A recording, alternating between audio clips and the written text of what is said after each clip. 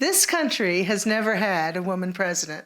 Some politicians want you to think that women and LGBTQ plus two-spirited people enjoy more rights now than they ever have.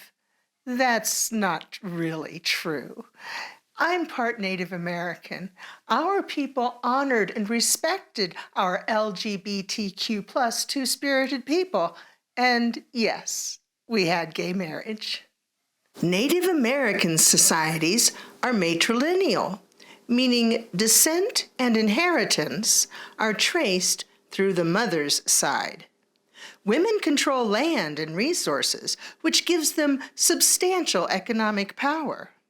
If you've ever been told that Native American society was patriarchal, you've been told a lie. Cherokee women were held in high regard. Our roles were multifaceted, encompassing family, government, and spirituality, making us integral to the community. Cherokee society is organized into 7 clans, and these clans are matriarchal, meaning membership is handed down through the mother's side of the family. This system ensured that women held significant power and influence within their communities. Clan mothers were held in high esteem. They were responsible for maintaining the welfare and harmony of the clan. In times of conflict, clan mothers had the authority to make crucial decisions, including the power to nullify the decisions of male leaders. The title of beloved or blessed woman is one of the highest honors a Cherokee woman can receive. This title was bestowed upon women who demonstrated exceptional bravery, wisdom, and leadership. The beloved or blessed woman held a unique position of power with the authority to participate in councils, make decisions regarding prisoners, and influence the tribe's direction. Nancy Ward was one of the most renowned blessed women of Cherokee history. Born in 1738, she rose to prominence after displaying remarkable courage following her husband's death in combat. She took up his rifle and led the Cherokee to victory. For her bravery, she was named a blessed or beloved woman. Nancy Ward's influence extended beyond the battlefield. She advocated for peace and diplomacy, often mediating between the Cherokee and European settlers. Her efforts were instrumental in maintaining stability and fostering an understanding between the different cultures. Ward's legacy as a leader and peacemaker continues to be celebrated, highlighting the enduring impact of women in Cherokee society. Cherokee women were not only caretakers and homemakers, they were also leaders, warriors, and diplomats. Their roles were essential in maintaining the social, political, and spiritual balance of the community. The recognition and respect afforded to women, exemplified by figures like Nancy Ward, underscore the progressive and inclusive nature of Cherokee culture. When Native tribes captured women and children in war raids, some were treated so well that they preferred to stay with their captors. Children were often adopted as replacements for deceased relatives. They were treated as sons or daughters. Many of these youngsters enjoyed the free lifestyle of the American Indians and became so completely assimilated that they resisted attempts to reunite them with their original relatives. Some of these youths, like Clinton and Jeff Smith, Herman Lehman, Adolph Kern, Rudolph Fisher, and Kiowa Dutch, became fierce warriors who raided settlements. White girls captured before the age of puberty usually became assimilated and married chiefs or warriors. The most famous of these is Cynthia Ann Parker. She married the Comanche chief and became the mother of Quanah Parker, the last war chief of the tribe. When recaptured in 1860 and reunited with her relatives, she tried to run away to her Comanche family.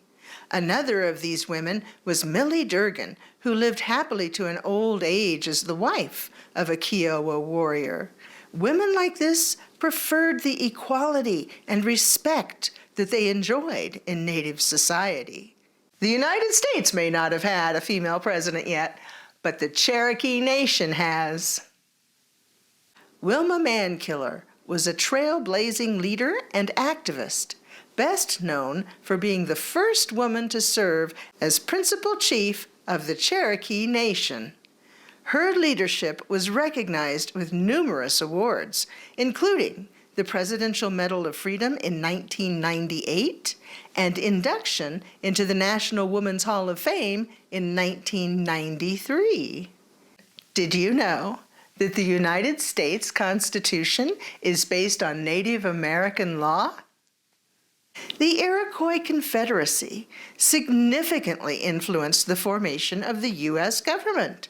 The framers of the Constitution admired the Iroquois system of checks and balances and a division of power among different branches of government.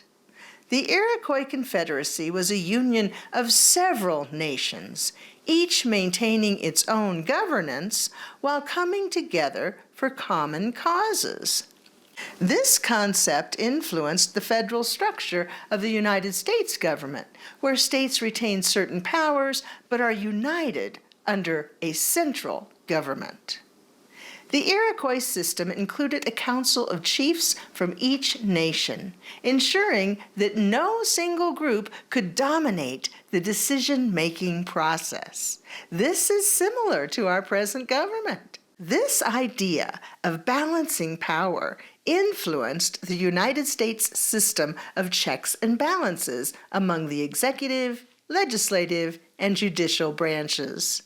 Just as in Cherokee society, Iroquois women held positions of power, particularly in political and social spheres. Clan mothers had the authority to nominate and fire chiefs. While the U.S. Constitution drew inspiration from the Iroquois Confederacy, it didn't incorporate the significant role that women played. And many people would say that that is precisely why we have the problems we do today. Greed limits people's vision. They don't think about the children and the grandchildren. They only think about what they can get now for themselves. Clan mothers would have put an end to that. Women were largely excluded from the political process in the United States government and didn't even gain the right to vote until the 19th Amendment was passed in 1920. However, Native Americans didn't officially gain the right to vote until 1924, right after my grandmother was born. Even so, it wasn't until 1965, when I was 5 years old, that the federal government outlawed the discriminatory practices used in states like Arizona to disenfranchise natives living on tribal land. So the next time somebody tells you that women and LGBTQ plus people enjoy more freedoms now than ever before, tell them they're full of it. We had far more freedoms before the Puritans invaded our shores. Religious zealots from the East have always been controlling. Let's set things back in the right direction. Thank you very much for watching.